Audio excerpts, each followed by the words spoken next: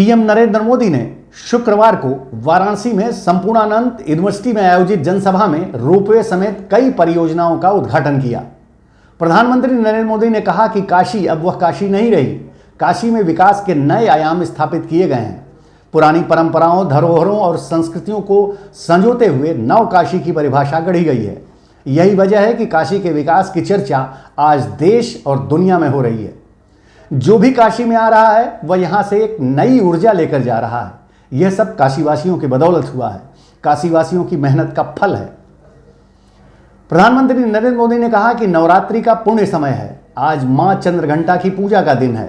ये मेरा सौभाग्य है कि इस पावन अवसर पर आज मैं काशी की धरती पर आप सब लोगों के बीच हूं। मां चंद्रघंटा के आशीर्वाद से आज वाराणसी की सुख समृद्धि में एक और अध्याय जुड़ गया। आप सब लोगन के हमार प्रणाम बा। नवरात्र का पुण्य समय है। आज मां चंद्रघंटा की पूजा का दिन है। ये मेरा सौभाग्य है इस पावन अवसर पर आज मैं काशी की धरती पर आप सबके बीच हूं। मां चंद्रघंटा के आशीर्वाद से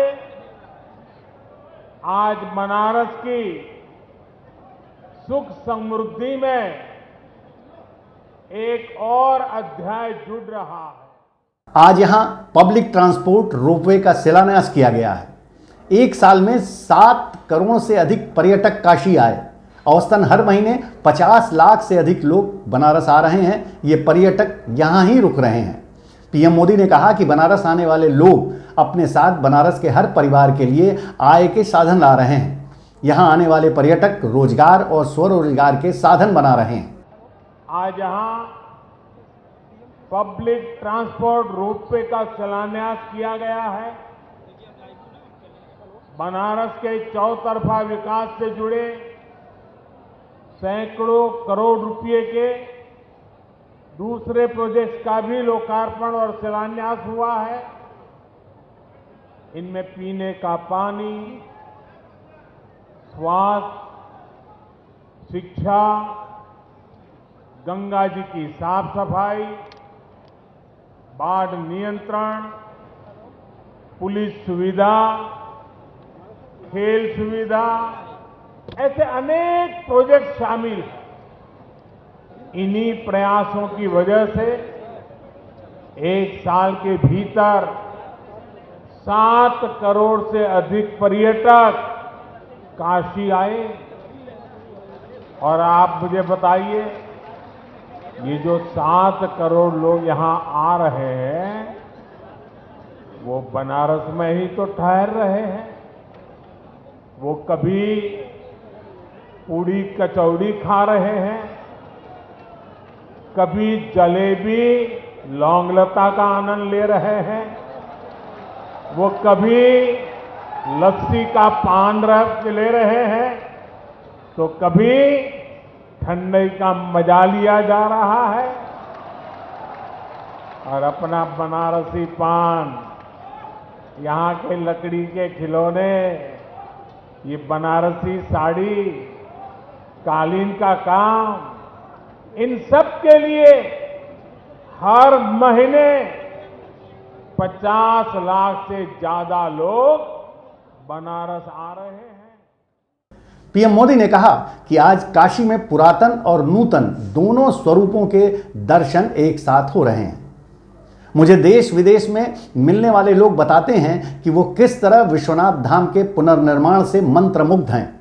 साथियों, आज काशी में पुरातन और नूतन दोनों स्वरूपों के दर्शन एक साथ हो रहे हैं। मुझे देश विदेश में मिलने वाले लोग बताते हैं कि वो किस तरह विश्वनाथ धाम के पुनर्निर्माण से मंत्रमुग्ध है। लोग गंगा घाट पर हुए काम से प्रभावित है। हाल ही में जब दुनिया का सबसे लंबा रिवर क्रूज हमारी काशी से चला, उसकी भी बहुत चर्चा हुई है। रोड हो, पुल हो, रेल हो, एयरपोर्ट हो, कनेक्टिविटी के तमाम नए साधनों से काशी आना जाना बहुत आसान कर दिया गया है। जिस तेजी से बनारस का विकास हो रहा है, अब उसे नई गति देने का भी समय आ गया है। आज यहां टूरिज्म से जुड़े, शहर के सुंदरीकरण से जुड़े कई प्रोजेक्ट्स का लोकार्पण और शिलान्यास हुआ है। रोड हो, पुल हो, रेल हो, एयरपोर्ट हो, कनेक्टिविटी के तमाम नए साधनों ने काशी आना जाना बहुत आसान कर दिया है। लेकिन अब हमें एक कदम और आगे बढ़ाना है। अब जो ये रोपवे यहां बन रहा है, इससे काशी की सुविधा और आकर्षण दोनों बढ़ेगा। काशी में पर्यटकों की छोटी छोटी आवश्यकताओं को ख्याल में रखा गया है। लेकिन अब हमें एक कदम और आगे बढ़ना है।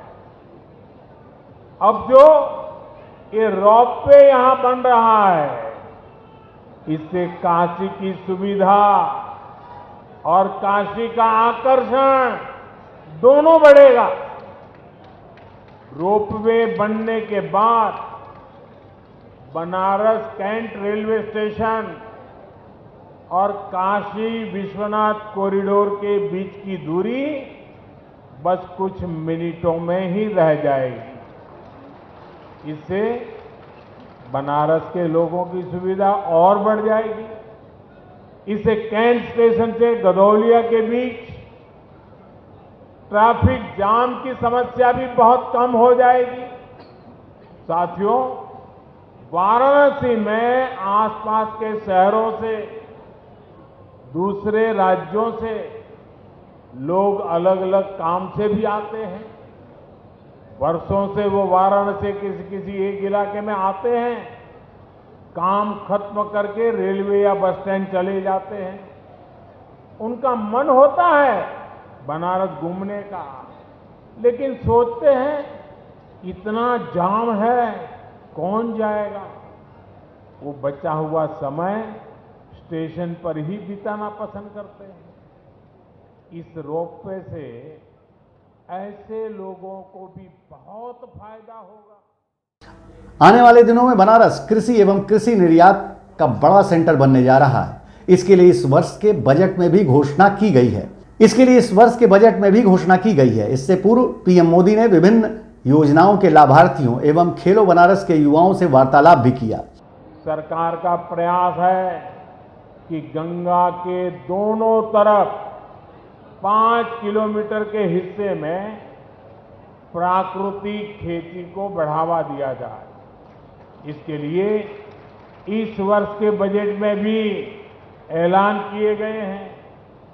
चाहे खाद हो या फिर प्राकृतिक खेती से जुड़ी दूसरी मदद, इसके लिए नए केंद्र बनाए जा रहे हैं।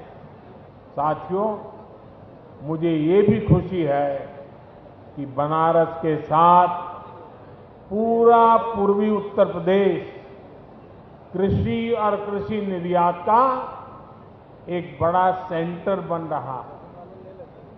आज वाराणसी में फल सब्जियों की प्रोसेसिंग से लेकर भंडारण और ट्रांसपोर्टेशन से जुड़ी कई आधुनिक सुविधाएं तैयार हुई।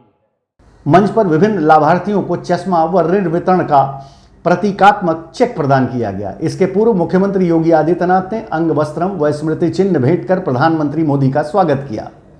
मंच पर राज्यपाल आनंदीबेन पटेल, केंद्रीय मंत्री डॉक्टर महेंद्र नाथ पांडे, प्रदेश के उप मुख्यमंत्री ब्रजेश पाठक, नगर विकास व ऊर्जा मंत्री ए.के. शर्मा, कैबिनेट मंत्री अनिल राजभर, राज्य मंत्री स्वतंत्र प्रभार डॉक्टर दयाशंकर मिश्र दयालु, विधायक सौरभ श्रीवास्तव, त्रिभुवन राम, डॉक्टर अवधेश सिंह, डॉक्टर नीलकंठ तिवारी, जिला पंचायत अध्यक्ष पूनम मौर्य आदि की मौजूदगी रही।